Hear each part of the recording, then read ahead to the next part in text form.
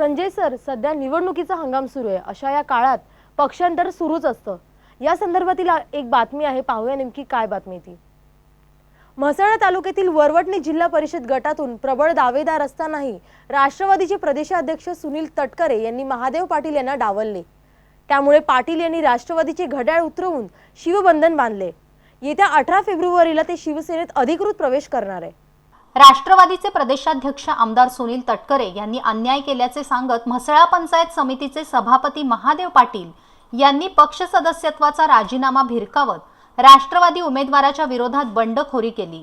मात्र तालुक्यातून राष्ट्रवादी हद्दपार करण्याचा विडा उचलत पाटील यांनी शिवसेना जिल्हाप्रमुख महेंद्र दळवी यांच्या उपस्थितीत आपला उमेदवारी अर्ज मागे घेतला आणि शिवसेनेत 18 फेब्रुवारीला प्रवेश करणार असल्याचे गुरुवारी जाहीर केले.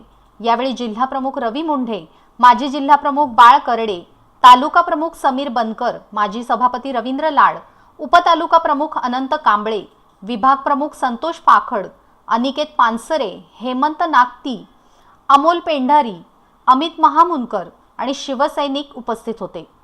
म्हसळा तालुक्यातून तटकरे कुटुंबाची हुकुमशाही आणि राष्ट्रवादी हद्दपार करण्यासाठी आपण शिवसेनेत प्रवेश करणार आहोत. राष्ट्रवादीने आपल्याला डिवचण्याचा प्रयत्न करू नये. माझी राजकीय सुरुवात शिवसेनेतून झाली आणि शेवटही शिवसेनेत होणार असल्याचे महादेव पाटील यांनी यावेळी सांगितले. संवाद मराठीसाठी अमोल जंगम, म्हसळा.